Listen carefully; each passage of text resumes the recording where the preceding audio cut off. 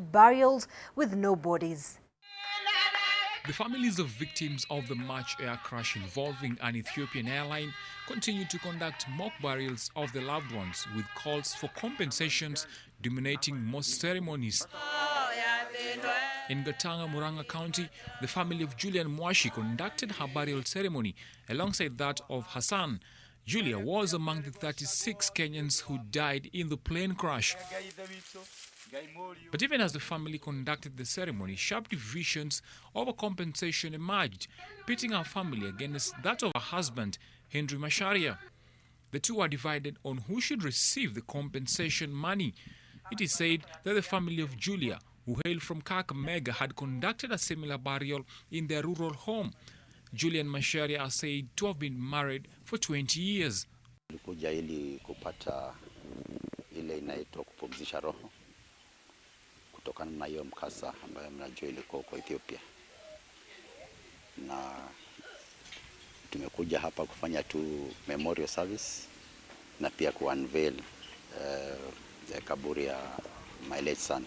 James Mukuna, a relative of Masharia, say the two were married according to Kikuyu customs and later had a church wedding. Koti ikikaa chini, iangalia tafakabari sote, ione ni nani anahastahili kulipwa. Sababu iko corruption mingi itaenda kwa hiyo ndege. Uone watu wamelipwa wale sio wanahitajika kulipwa. This week, the Ministry of Foreign Affairs had asked families of victims of the crash to secure a grant of representation from court in order to get compensation. Families will receive between 17 million shillings and 25 million shillings per person. The figures will vary due to factors such as age, profession, and position in life. The Nairobi-bound Boeing 737 crashed minutes after an early morning takeoff from Addis Ababa, killing all 157 people on board. And one person was killed and another injured when a container with 26 drums of petrol, each holding 500 liters, caught fire at the Mokwe jetty in Lamu County.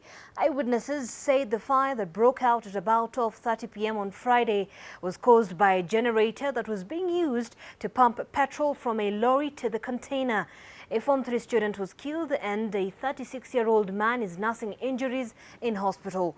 Kenya Navy officers from the Manda Naval Base responded and battled with the fire for over 6 hours. Police in Lamu are investigating the incident. And on to some politics now, and a section of leaders from Trans Nzoia County have accused ODM leader Raila Odinga of using the political truce between him and President Uhuru Kenyatta to undermine Deputy President William Ruto. The leaders now want all leaders included in the handshake to ensure inclusivity, accusing members of the ODM party of frustrating DP Ruto's leadership in the name of the handshake. Sisi kama wana Trans Nzoia, watu wajue kwamba candidate wetu 2022 ni William Samoei Arap Ruto. There are no two ways about that. Na hiyo handshake sasa inaanza kuona shetani ako naingia ndani kidogo kidogo. Kwa sababu tunaambiwa hiyo ilikuwa ya kubuild bridges. Lakini tunaona iko bridges zinavunjwa hapa. Kuna ubaguzi inaanza kuingia kwa hiyo handshake. Na ni kwa sababu hiyo handshake ingefanyiwa kanisani. Well, tension is building in Kangela town after the county government of Kajiado gave a 21-day notice to have the Kangela retail market traders relocated to the Kangela Stadium to pave way for the construction of a new market. Now, the more than 1,200 traders have vowed to protest the move by the county to have the move, saying the relocation was being done haphazardly and the new ground does not have basic amenities. Leaflets had already been dispersed, calling the traders to participate in a major demonstration on the 25th of April. However, more than 30 elders drawn from the Kangela sublocation say the looming confrontation is a big setback to development initiatives in Kangela town and have accused local politicians of trying to incite the retail traders into violence. Hapo kwa kiwanja hii wame vile serikali walisema wame huko chini wajengewe hapa, wakimaliza hii watarudi tena mahali walikuwa. Hakuna mtu atanyang'anywa kiwanja yake. Kama jina lako liko hapo, itakuwa hapo hapo. Na soko ikitengenezwa ni wao tu watarudi. Na hiyo soko inatengenezwa itakuwa kubwa hata kuliko hiyo wanauzia. Hiyo soko wanauzia bado hata ni chafu, haina drainages, haina kila kitu. Mvua ikinyesha, hiyo soko hata sisi tunateseka kuingia kwa hiyo soko. Tunataka soko ya kileo. Soko ya gorofa kama ile imejengwa Karatina. Well, businesses remain closed at the Kaviani market in Kathiani constituency in Machakos County on account of high levies imposed by the county officials. A recent operation saw some of the traders allegedly attacked by county officials and their goods confiscated as the county went around the market to establish which businesses were operating without valid licenses. The traders say the tax has rendered their business unprofitable. They maintain that the county did not incorporate public participation while increasing the levies.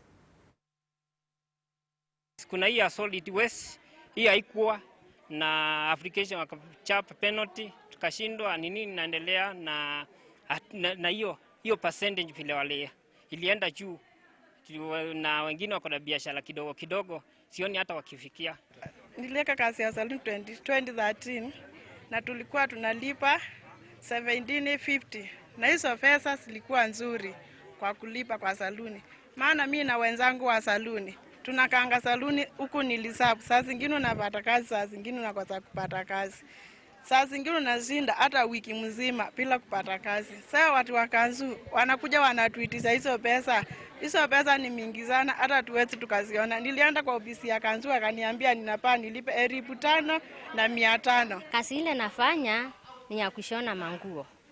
Na wamenibebea hiyo machine na sina hata kitu ingine. Yaani naweza pata kutoa mapato yangu. Nauliza hiyo mashini sasa wakinibebea na sina mahali pengine pa kutoa pesa nitafanyaje?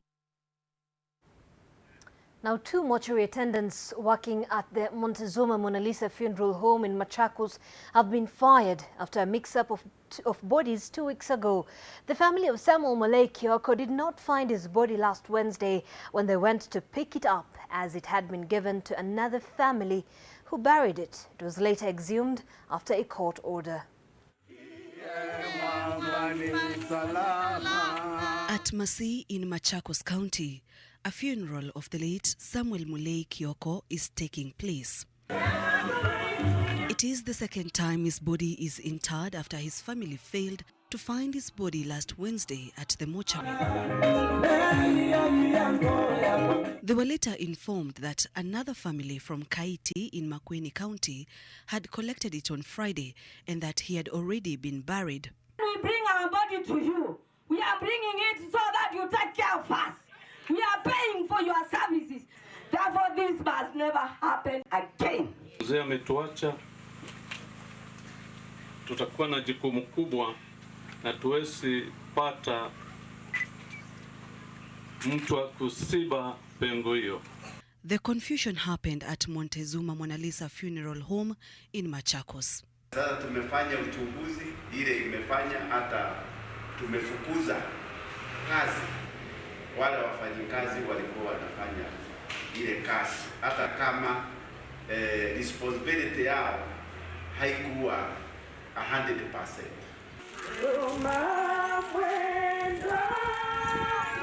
Mulei's family later obtained orders from the Machakos law courts to exhume his body.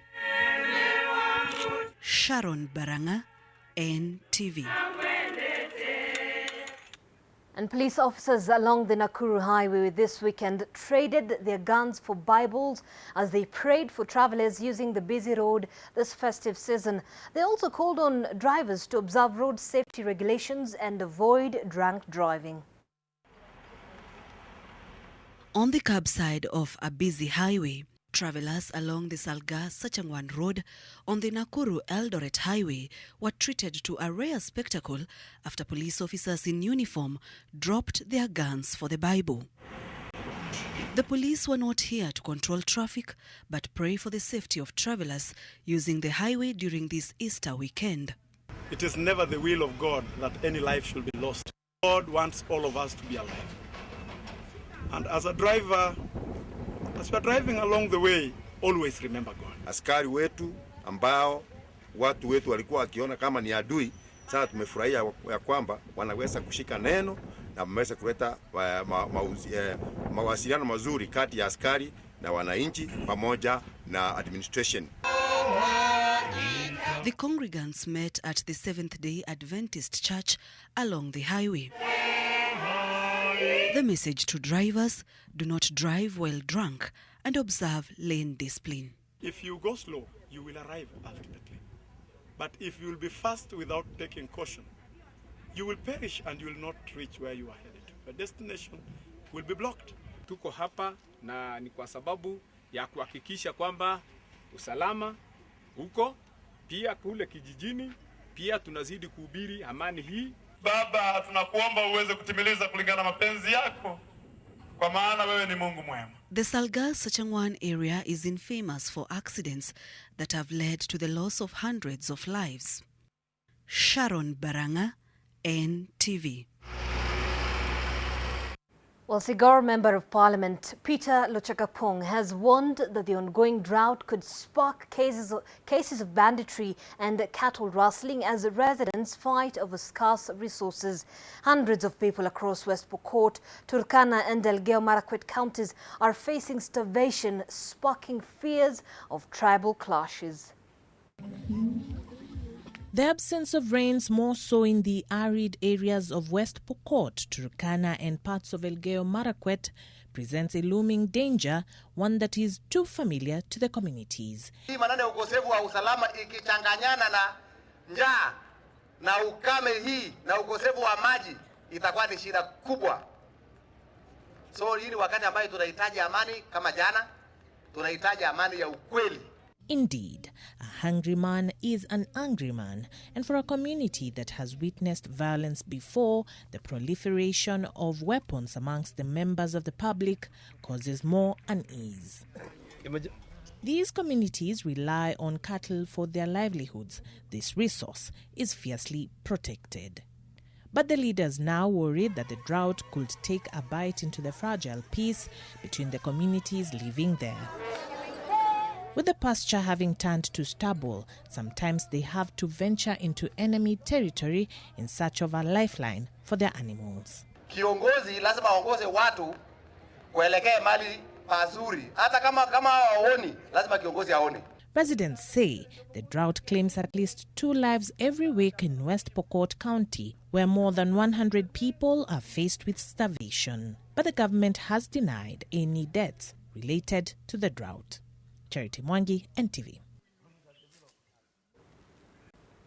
Well, a family in Malindi is urging the Ministry of Foreign Affairs to intervene and ferry the bodies of 2 of their relatives currently held in a mortuary in Bologna in Italy. James Chabore, the grandfather of the 2 boys, David Nathan and Benjamin Nathan, said the boys died on the 23rd of March after allegedly falling from the 8th floor of the house they had been living in. The family says it needs at least 2 million shillings to bring their bodies home. They're also calling on the embassies in Italy and Kenya to work together and investigate the circumstances that led to the death of their loved ones.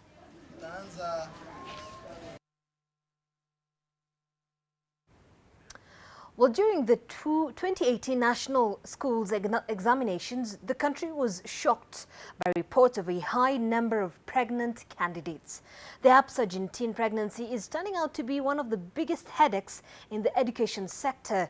The preliminary reports indicate that the country could be staring at a crisis if the issue of teenage pregnancies is not amicably addressed.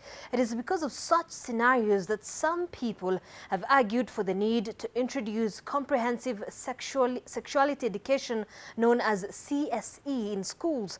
However, the church remains adamant that sex education must not be introduced in schools. They're arguing that providing such information to the youth will be giving them a license to engage in sexual activity. This quagmire informs our special Sunday feature, Teens with Kids, which will be broadcasting tonight. So make sure you tune in to watch that particular special promo. Let's take a look at it. Nilipata mimba mwezi wa 9 mwaka uliopita. Mimi nilikuwa innocent. Boyfriend wangu alikuwa akinipea pesa, ndo akalala na mimi, ndo mimi sikujua kumbe nitapata mimi. These children are very active. The need to provide sexuality education for Kenya's youth remains a sensitive subject. The church is totally opposed to the so-called comprehensive sexuality education. The moment we come out and face the reality head-on and address it, whether it's through sex education, but it's something which must be addressed. Allow it to be disseminated in our institutions is very destructive. I could even call it pornographic. Definitely be sure to catch that special feature tonight on our bulletin. Well, away from that, into other stories making headlines beyond our borders. A series of bombings has hit luxury hotels and churches in Sri Lanka, killing at least 138 people and wounding about 400 as worshippers attended Easter Sunday services. 3 of the explosions took place in Catholic churches, while 3 other explosions were reported in luxury hotels.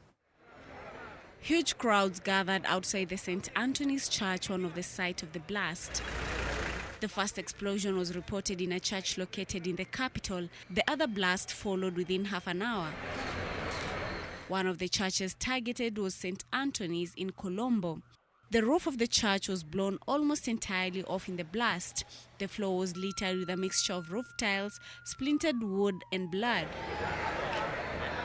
Police in Colombo said at least 9 foreigners were among the dead. There were no immediate claims of responsibility for the attack in a country which was at war for decades with Tamil separatists until 2009, during which bomb blasts in the capital were common. Now, polling stations shut their gates in the first of a 3-day referendum on constitutional changes that could allow Egypt's President Abdel Fattah al-Sisi to stay in office until 2030 and boost the role of the powerful military in the country. Sisi's supporters say the changes are necessary to give him more time to complete major development projects and economic reforms. While the changes are expected to pass, observers say the turnout will be a test of Sisi's popularity, which has been dented by austerity measures since 2016. He was re-elected last year with 97% of the vote and 41% turnout. The country's small but vocal opposition called on supporters to vote against the changes instead of boycotting the polls like they did in the presidential election. If approved, the amendments would extend Sisi's current term to 6 years from 4 and allow him to run again for a third 6-year term in 2024.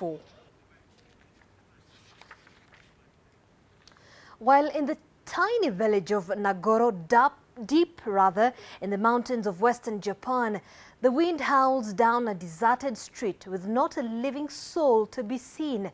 But yet the street appears busy, dotted with life-sized dolls that outnumber humans 10 to 1, the product of a one-woman bid to counter the emptiness and loneliness felt there, like in many Japanese villages decimated by depopulation.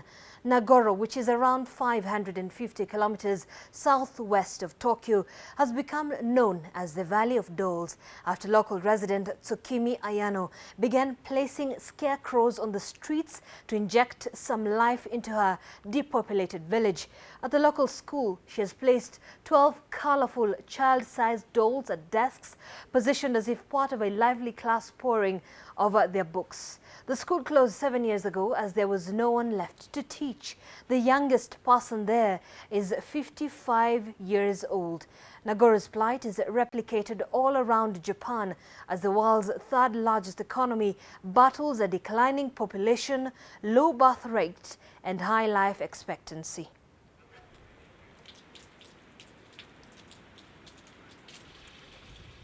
And away from that, in the 1990s, the fluttering of butterflies was a common sight. But in the present day, the beautiful creatures seem to be slowly disappearing, a fading of the country's beauty, if you may, which unknown to many means doom to the environment and ecosystem. Fatuma Bugu reports on the simple creature that makes a great difference in the ecosystem.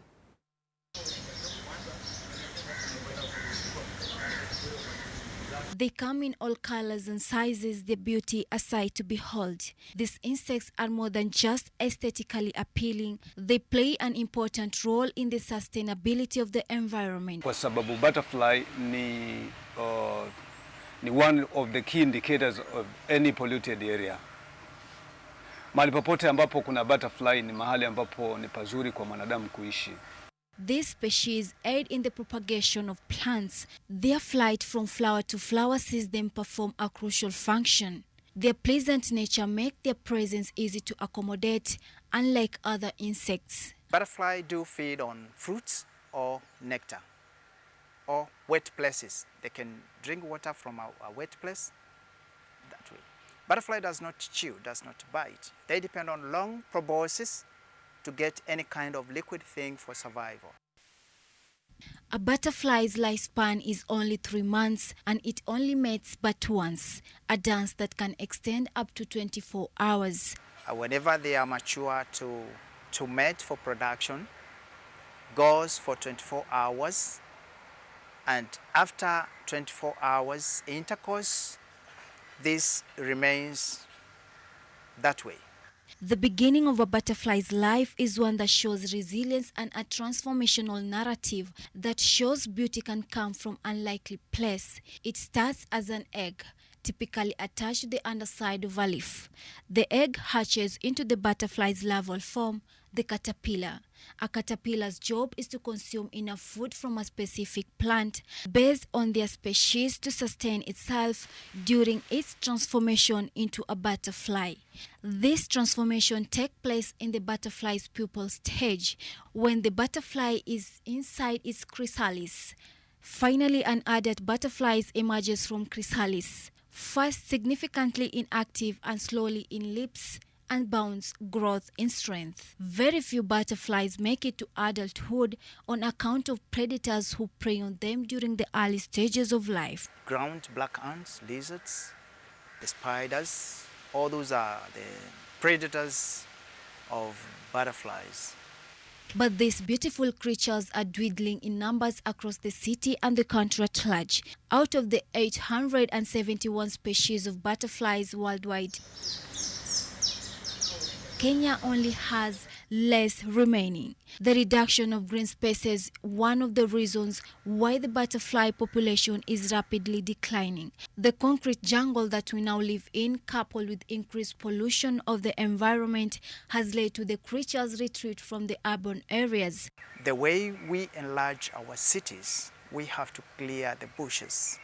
The way we do horticultural, we have to clear the bushes. The species depends on plants, and the species is 6 families worldwide. So each family has a specific plant that they depend on for production.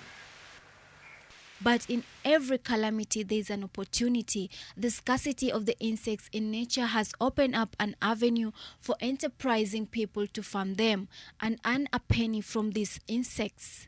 Inategemea na how active the butterfly is. Kwa mfano kama citrus butterfly inaanza 100 mpaka kufikia 300. Unajua kuna butterfly mwingine ukimweka yeye ametulia tu mpaka umsumbue, na kuna mwingine yeye anapeperuka kila wakati. Sasa wageni wanapenda sana ule wa kupeperuka kila wakati. This butterfly park project was started in 2003 with Araboko Sokoke being the biggest center to protect the butterflies. The aim of having the project here is mostly to sensitize our tourists, our local people. Why should we have the butterfly being protected? But what are some of the challenges they face just to ensure that these butterflies are safe? Unaweza kutafuta njia yoyote ambayo unaweza ukasaidia ile mimea yako instead of using chemicals nyingi ambazo you end up hata wewe mwenyewe pia kwa kuspray a lot of chemicals to your garden, pia wewe mwenyewe inakudhuru. Butterfly Park is a convenient stopover for traveling visitors. Here, the visiting families had an amazing experience, educational and inspiring tour. I didn't know how long it took to become a butterfly. So I've learned how long it takes to become a butterfly now. Efforts to save the butterflies are ongoing. Key amongst them, reduction of environmental pollution. Saving the environment is not just an issue anymore, it is a survival truth. Ningesisitiza kila mtu awe anaweza kuwa na mazingira ya kupanda miti, awe na uzoefu wa kupanda miti, kupanda matunda, kwa sababu vipepeo ni kirembesho cha nchi. What is important is not to keep the butterflies. What is important is to protect the trees. If you protect a tree, then we will have our very important natural butterflies in our environment. Fatima Bugu, NTV. A very educative and informational report there by Fatima Bugu, and that takes us to a very short break. But Aida Ringo will be bringing you all the sporting action in just a moment.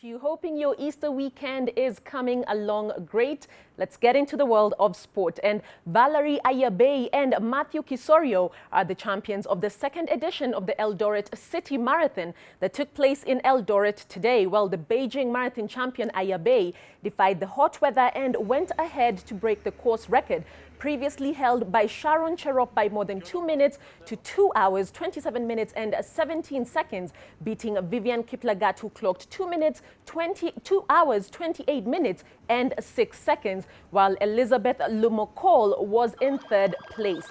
The 2017 Daegu Marathon champion, Matthew Kisorio, managed to beat a competitive field before winning the race in 2 hours, 12 minutes, 38 seconds, lowering the course record by 4 seconds ahead of David Kiplimo, while Kenneth Kemboi settled for third position. Well, the winners of this year's race will pocket 3.5 million shillings each in prize money.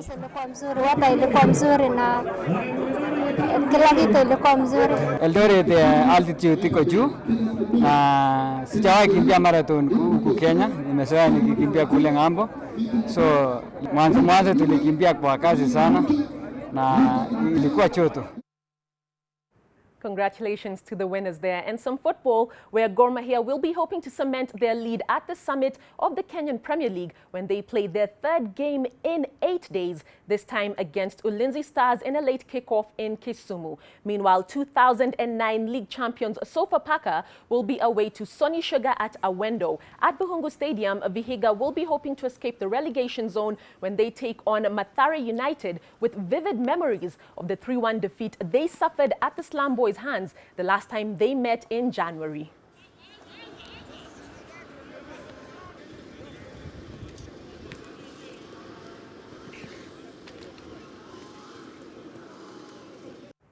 Well, just a quick update on what was an 11 a.m. kickoff between Posta Rangers and Zoo Kericho. Posta have beaten Zoo 2-0. More on that at 9 p.m. But let's move on. And Minnows Bungoma Superstars will face their biggest challenge yet in this season's Sport Pesa Shield when they meet Kariobangi Sharks this afternoon in the quarterfinal in Machakos. The National Division 1 League side have made a name for themselves in this year's tournament by knocking out Kenyan Premier League opponents. They bundled out KPL side Sofapaka in the round of 32 and AFC Leopards in the round of 16. Their next David versus Goliath match today will see Bungoma look to avenge their 2017 3-2 loss to the defending champions. In the earlier kickoff at Kenyatta Stadium, KCB of the KPL will face off against Bidco United of the NSL. Let's cross borders now, and Juve might not have had too good of a time midweek, but they did come from behind to beat Fiorentina 2-1 and in the process made Serie A history by becoming the first European team to win 8 consecutive league titles. Nikola Milenkovic put Fiorentina ahead early.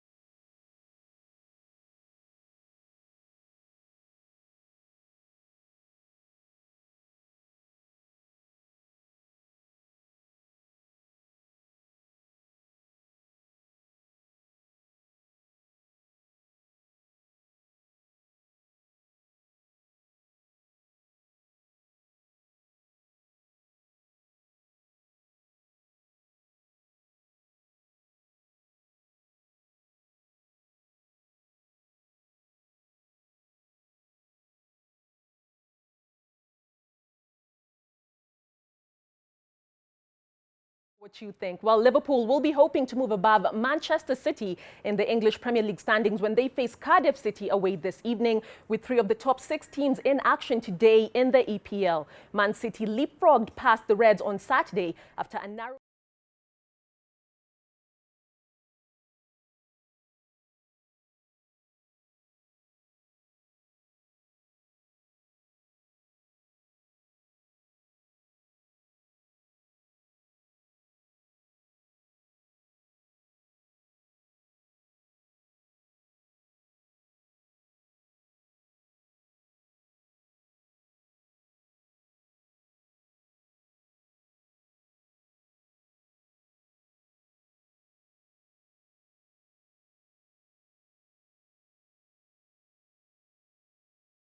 Premier League champions Butali Sugar Warriors maintained their perfect start to the 2019 season as they edged former champions Kenya Police 2-1 at City Park. Amos Barkibir scored the all-important goal against his former side in the 54th minute after Police failed to clear their lines to hand Butali victory. Kenya Police coach Patrick Mugambi hailed his charges for their good display, saying a draw would have been the more fairer result after they created more opportunities than Butali. Warriors have now won their opening 2 matches, while the law enforcers are yet to register a win after being held to a 1-1 draw by Nairobi Simba in their first match of the season. In other Premier League results, Sailors edged Strathmore Gladiators 3-2, while Vikings drew 1-1 with Orange Leones in the Women's Super League.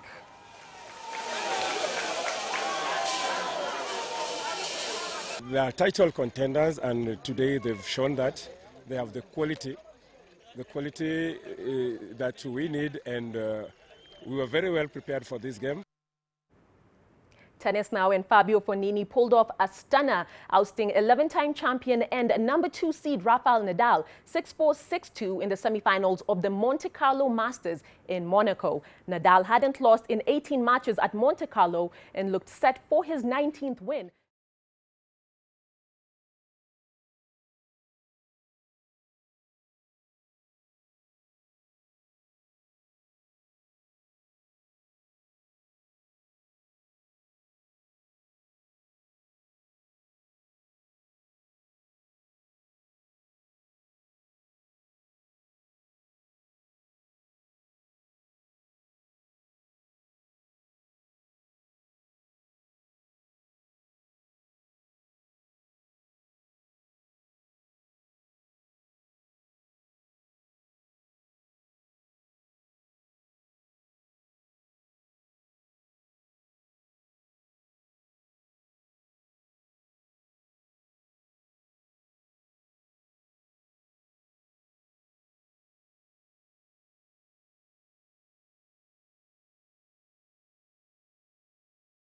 End of our 1 p.m. bulletin, as she says, but we are lining up for you in our subsequent bulletins. My name is Zainab Ismail.